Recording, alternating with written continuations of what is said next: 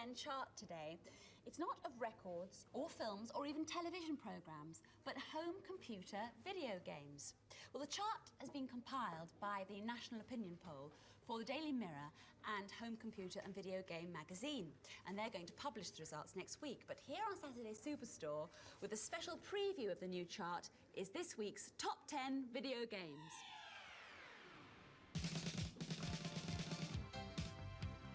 At number 10, The Revenge of the Mutant Camels. At number 9, Mr. Wimpy. And one place above Mr. Wimpy at number 8, Pole Position. At 7 this week, The Hobbit. And at number 6, the Manic Miner Spectrum version. At 5, it's Fighter Pilot. And Hunchback is this week's number 4.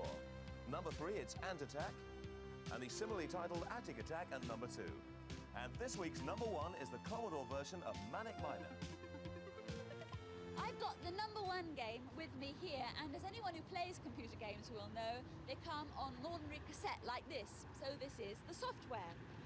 Well, today we'll be doing a special Superstore software checkout to put the so-called top 10 games to the test. Well, where better to come to do it than the centre of London's hi-fi and electronic shops, Tottenham Court Road. But now, a bit of a confession to make.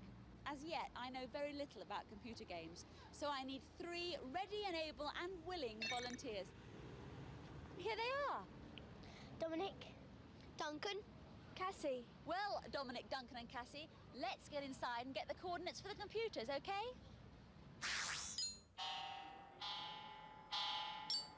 There you are. I thought I'd lost you. Well, here we are inside at our micro point, and to be absolutely fair, when we play the various games, we're going to be using the same computer for each of our volunteers. And then when we've played each game, we're going to give each game marks out of 10 in various categories, like playability, how much fun the game is, whether it's good value for money, the length of time it takes to set the game up, and so on. The first game we're going to play is Manic Miner. You remember that was number 1 on our chart. Manic Miner is all about a little miner who stumbles down a forgotten old mine, and in order to get to all the goodies at the bottom, he has to pick up various golden keys on the way. Duncan, what do you think of Manic Miner? I think it's good, but it makes too much noise and the colours are too bright. What about the game itself, though? Well, Did you find it too difficult? Well, I can only do 1 sheet. It could be a little shorter, but other than that, it's really good. What about you, Dominic? I think it's got very good graphics, especially because it's got 20 sheets. Each one's got a different picture, and it's got different moves to everything you press. So it's an extremely complicated program, and it's good fun. OK, Cassie, what do you think of it so far? I found it a bit difficult, really. What did you think of the graphics? I thought they were quite interesting, but I didn't like the colours much. What about the noise? Oh no, I wouldn't be able to stand the noise for much longer than about 10 minutes.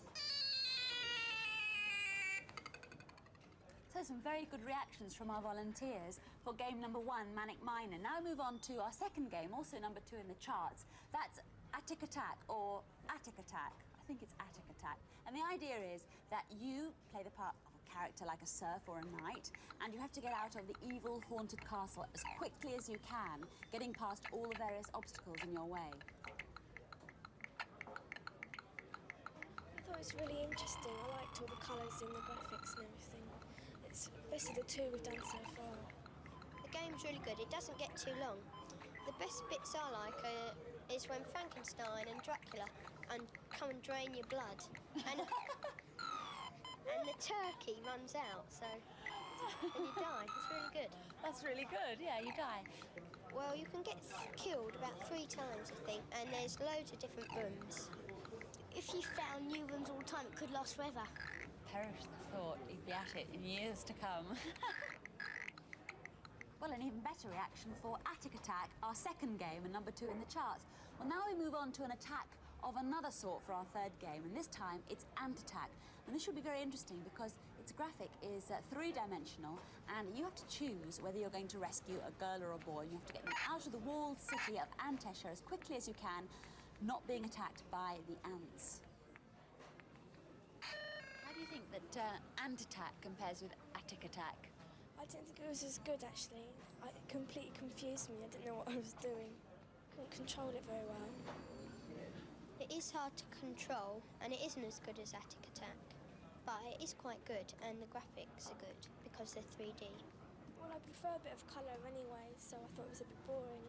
I thought it was a bit better than Attic Attack because it moved things around. Where Attic Attack, it only moves the keys around. And it told you what to do and said, "You're silly, you blew yourself up and things." Yeah. It said, "Have another go," and I said, "Oh, thanks."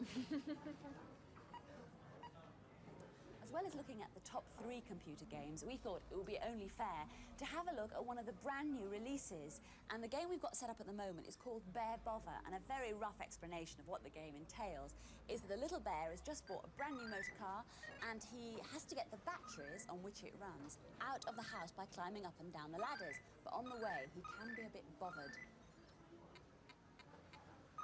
It's a bit boring. They could make it not so large. It's got too many levels.